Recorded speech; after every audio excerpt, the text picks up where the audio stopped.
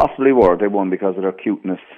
You know, the point there when they went 2 up in extra time, Donaghy made a run out for a ball and just more or less threw himself down and won the free. You know, that kind of cuteness. And Cork showed a bit very naive at times as well.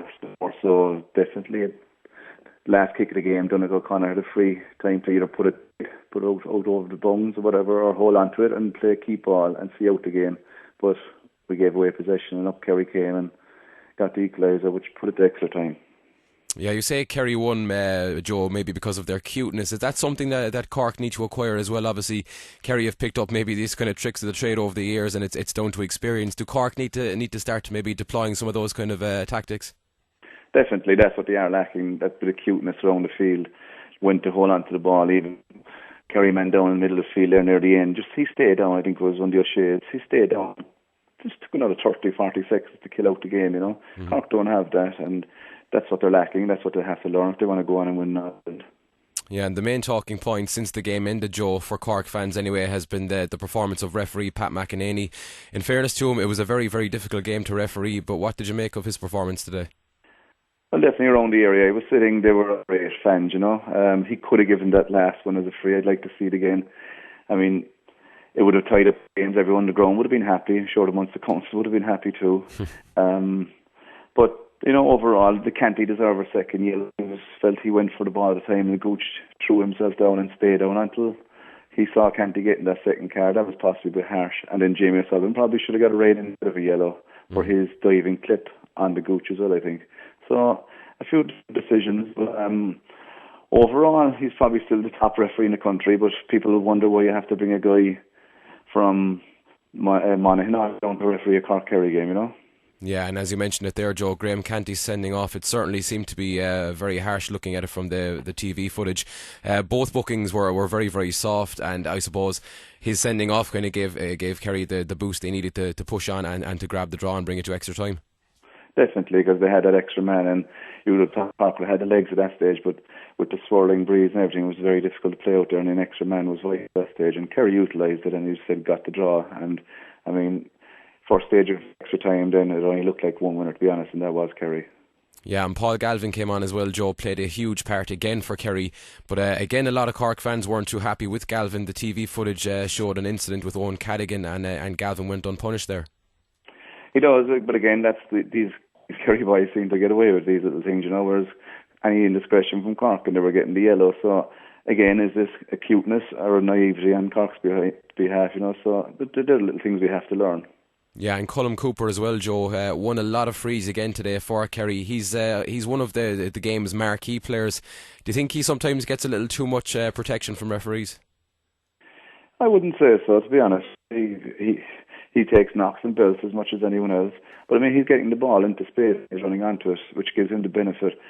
He gave Jamie Sullivan a bit of a run around today, but O'Sullivan couldn't defend a lot of that either because the ball was being given in to him in front of him. Cork don't do that.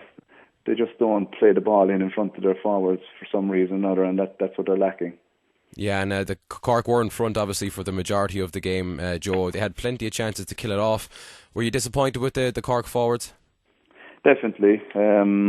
I mean, the world wouldn't. It took about quarter round to get the first score from play anyhow, but you know, once they got into their groove, they looked to be moving well. But the second half, I think we only got 2 points in play, which with the breeze in our advantage wasn't a great return. And that was our chance to win the game in the second half when we were 3 points up at one stage. If we would have gone 4 or 5 up, game over. But we failed to do so up front, and again, probably failed to perform as a unit in the forward line. Yeah, what about some of the changes Conor Counihan made today, Joe? Daniel Goulding and Paul Kerrigan both taken off. A few other interesting ones as well.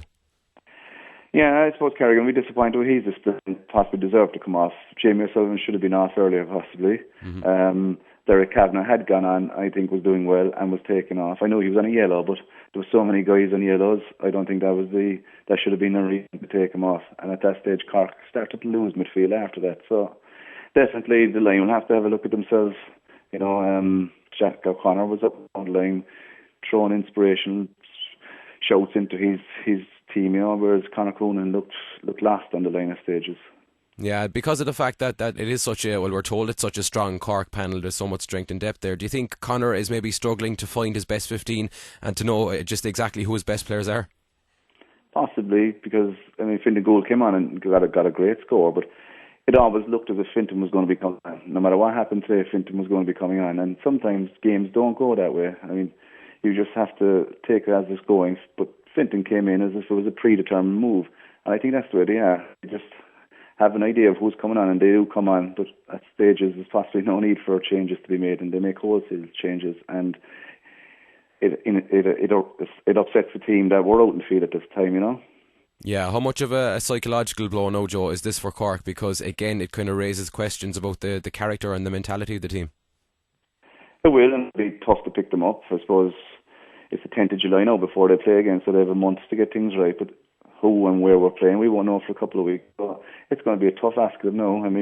Earlier in the year, I would have tipped them yes to win Northern Ireland because they have that strong panel you went on about. But it's going to be tough to pick themselves up, and if you're travelling up to Ballybough Fair, somewhere like that, it's going to be harder again. But it's still in them. They're not going to turn out to be a bad team overnight. So it's just a matter of getting that proper 15, the best 15 on the field, and let's see who we get. Chance or harm this way. Yeah, do you think there is, though? Is there a psychological and underlying kind of a mental issue with the Cork team? It's been raised many times over the past couple of years. Is there something there psychologically that's holding this Cork team back? The green and gold jersey, possibly. They're the only team that have beaten them in the last number of years, anyhow. Mm-hmm. And we thought we had the dominance of them down in Munster, but that's gone now, because I think Kerry just know how to play this Cork team. They know who to watch, who to go for, and crowd out the defence, and Cork lack options then, and they don't know, they haven't the answers to unlock the Kerry defence. Yeah, and as you said, Joe, it is the back door now for Cork. Some strong teams in there as well, the likes of Kildare, Armagh, Mayo there as well, but at the same time, they're all teams that Cork won't fare at all. They won't, and a home advantage definitely. You wouldn't know if you have to travel, it makes it that bit harder, but I see no reason why they can't pick themselves up and go through this back door, and it might help them. People are saying it might be the best thing for them. We'll only know kind of end of July, Yeah, just very finally, Joe, in spite of today's defeat, I think it's fair to say that Cork's All-Ireland hopes, they are still alive, but what do you think needs to change for Cork between now and the qualifiers? They're very much alive. What needs to change? Not a whole pile in the sense what the 15 went out today. You would be happy enough with on paper, but definitely the forwards, they go too deep. The half forwards go too deep, clustering the middle, which is fine if you're going to lay the ball into the full forward line and they're looking for it, but Cork aren't moving ball directly into the full forward line, and the full forward line aren't looking for it at stages too, which makes it harder. But they're just going to have to play more direct, basically. That's the thing. I think they have to play more direct, and I can see them coming back in again, and hopefully we get back to Croke Park quarterfinals, and we'll take it from there.